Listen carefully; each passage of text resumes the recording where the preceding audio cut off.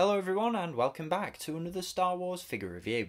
Today we're taking a look at a really cool figure. This one comes to us from Diamond Select Toys and it is the Disney Store exclusive Boba Fett.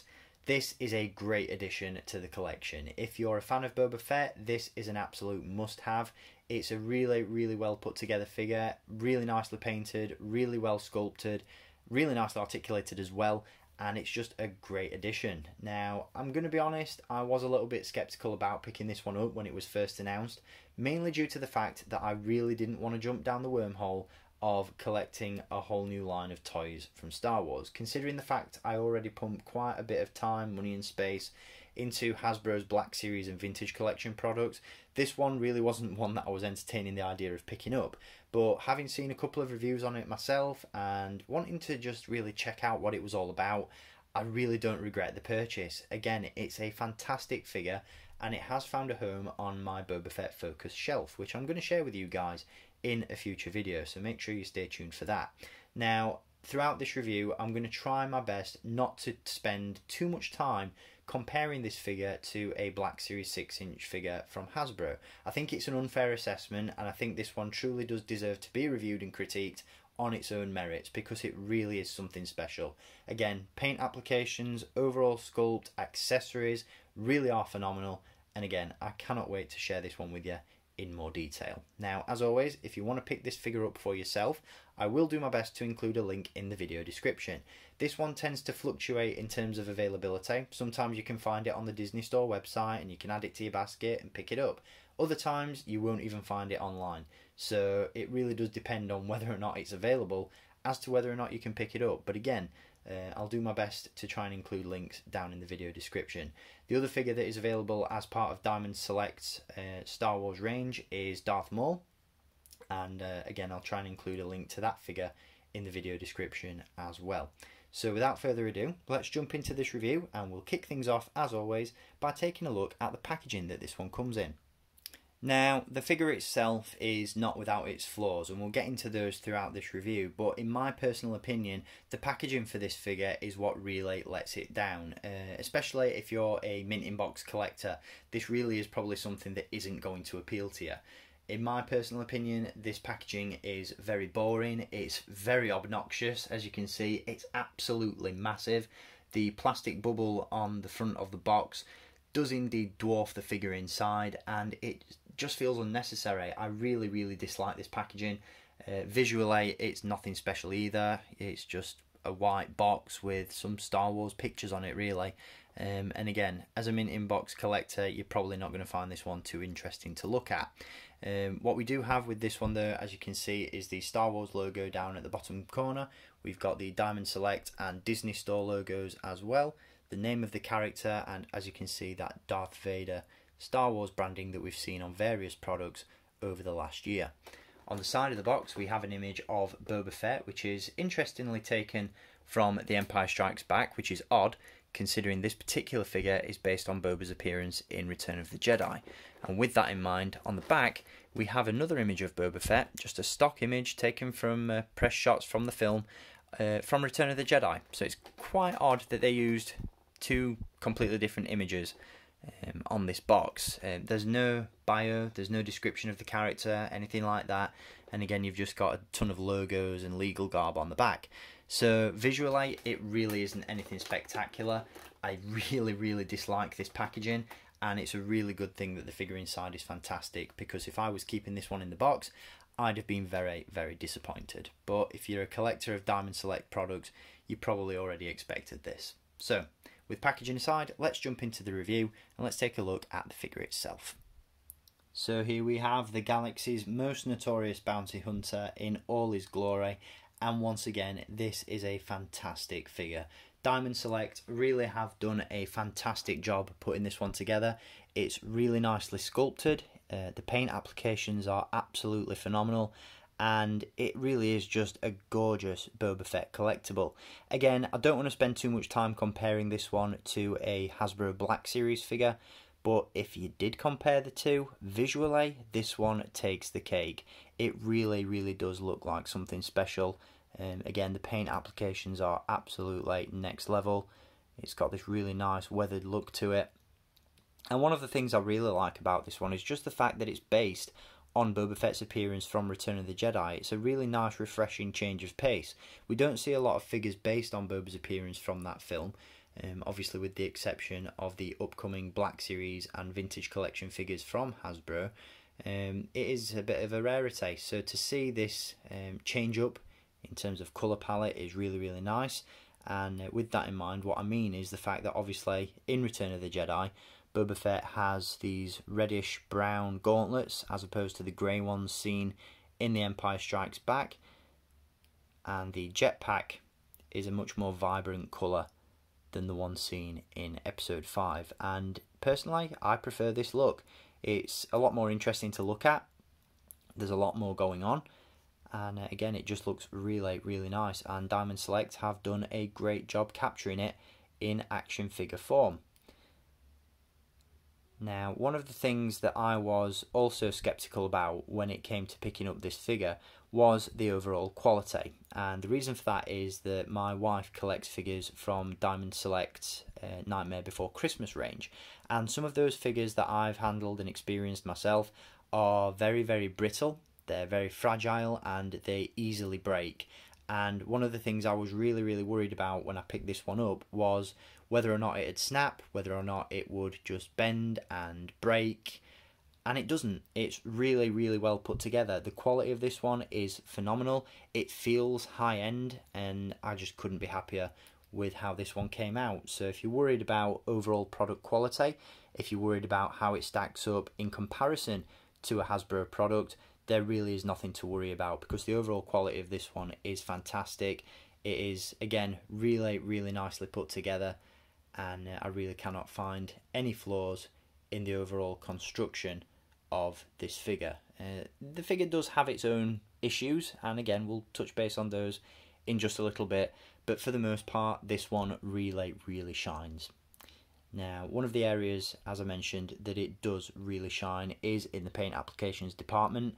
All the paint on this guy is really nice and crisp. It just looks so good. What I love about this one is that there's a real level of depth in it, in the sense that you've got absolutely fantastic weathering, and the paint applications on this one really bring what is a phenomenal sculpt to life. There is some great detail going on within the overall sculpt, and again the paint applications just really amplify that. The overall figure, as you can see, has this dirty wash to it, and that really brings out some of the definition in the sculpt with regards to the creases in the jumpsuit, detail on the armour, all that sort of stuff. It just looks stunning, and I really, really am impressed with this one. So I definitely think in the paint applications department, Hasbro could learn a thing or two, because this one is really, really crisp.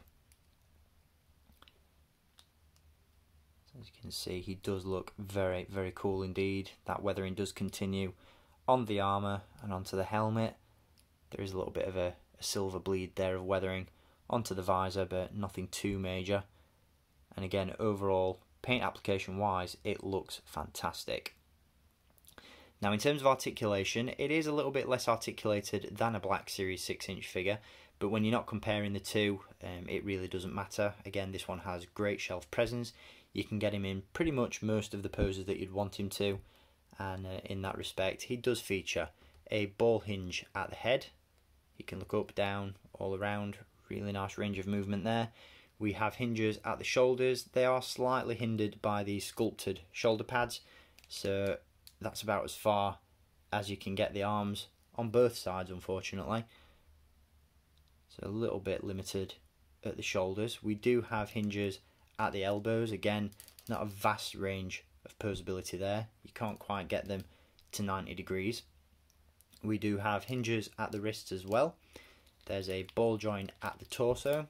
We have hinges at the hips, swivel cuts at the upper thigh, a double joint in the knee, and a hinge at the ankle. So reasonable articulation, again, not quite to the level of Hasbro's Black Series, but still nice and posable. Now, one of the issues that I have with this one in terms of the articulation is because the shoulders and the elbows are so limited, you can't get him to hold the blaster with both hands. You know, you can't position this hand under the barrel of the rifle, and that's a bit of a problem.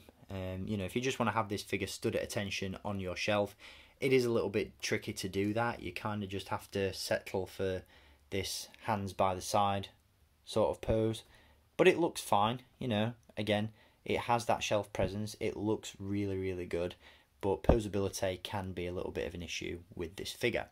Now, another problem this one has is the fact that on this side of the figure, when you bend the elbow, as you can see, the wires come loose from the gauntlet. Now, they are sculpted to the figure and they are nice and thick, so you don't have to worry about breaking them, but it just looks a little bit unnatural when you have the figure posed ever so slightly differently with his arm at a bend like that.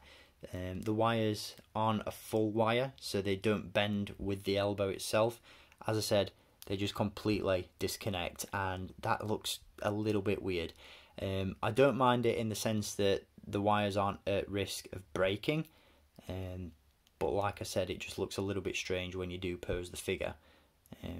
So not a massive issue, but certainly something that could have been done better, in my opinion.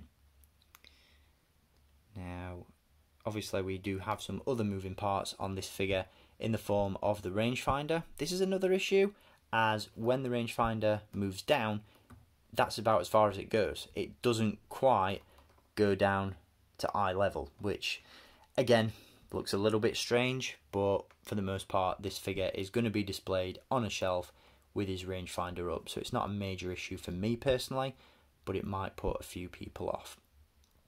Now, they're the only real issues with the figure. Another area in which this figure really does shine through is in the accessories. He comes with an absolute ton. He does of course come with his trademark blaster rifle, which again is really nicely sculpted and really nicely painted. We have some great weathering effects on that, and the figure holds it really well. He does come with his jetpack, which is non-removable. It is secured in place, and the cape, as you can see, is plastic as opposed to soft goods. Now, with regards to other accessories, as you probably saw at the beginning of the review, he does come with quite a few effect accessories, and we'll just run through those now, because as I said, he does come with quite a few. Now, the first one that he comes with is this laser blast, which plugs into the rifle at the end, so you can pose him as though he's shooting his rifle, which looks really cool. Love that, and this is something that I certainly think Hasbro could do more of in their figures.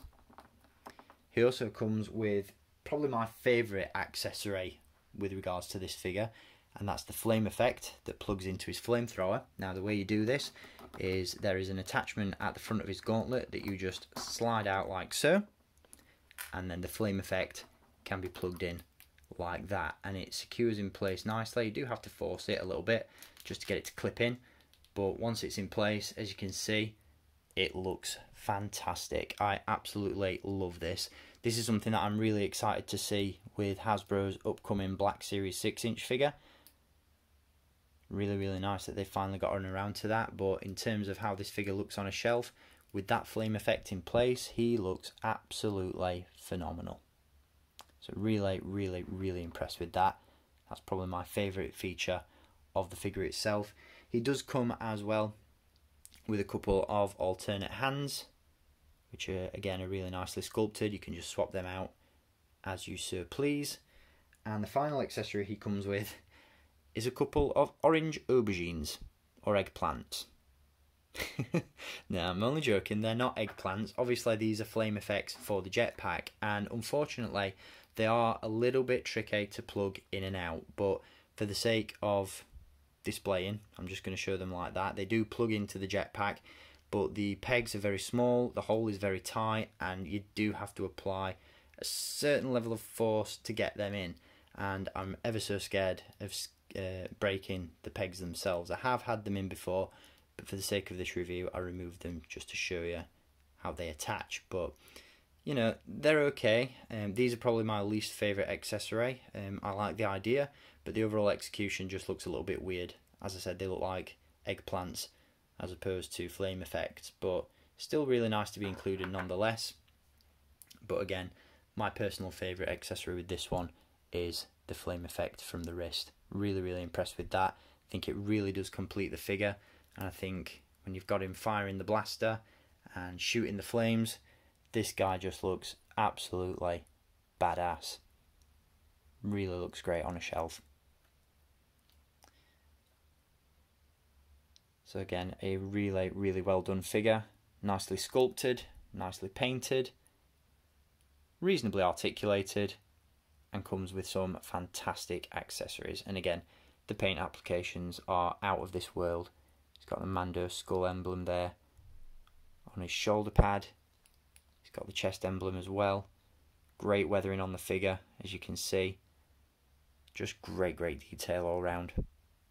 So from a visual standpoint, this one ticks all the boxes, and I cannot recommend it enough. So there he is. That is the Diamond Select Boba Fett figure. Now, I'm going to spend a little bit of time now just to compare him alongside the Hasbro Black Series 6-inch figure. This is more for a sense of scale than anything else, because, as I said, this guy is a little bit bigger than your average Hasbro action figure. So here we have the Hasbro and Diamond Select figures side by side. Obviously on the left we have the Hasbro Black Series, and on the right the Diamond Select. Obviously they are completely different in terms of scale, so if you're wanting to pick this figure up to display alongside your Black Series 6-inch figures, he's a little bit off in terms of his overall size. But in terms of execution, I think that this one really does shine. It wins in my opinion as opposed to this one. I'm really excited to see how the new Black Series Boba Fett looks, how it works, how it moves, and the paint applications, all that sort of stuff. But they're two completely different figures, you know. It's really hard to fairly compare them, because one isn't necessarily better than the other, because it really does depend on what you're looking for from an action figure. If you are just looking for something that displays well and looks fantastic, the Diamond Select figure is definitely the way to go. But if you're looking for something that's consistent with the rest of your collection, Hasbro Black Series all the way. But as I said, this one's a one-off for me. It will be taking pride of place on my Boba Fett Focus shelf. And again, if you are a fan of Boba Fett, this is going to be one that you want to add to your collection. So that is going to do it for this review. I hope you've enjoyed it, and I'll be back with some more very soon. So as always, I'd like to thank you for watching, keep collecting, and until next time, may the Force be with you.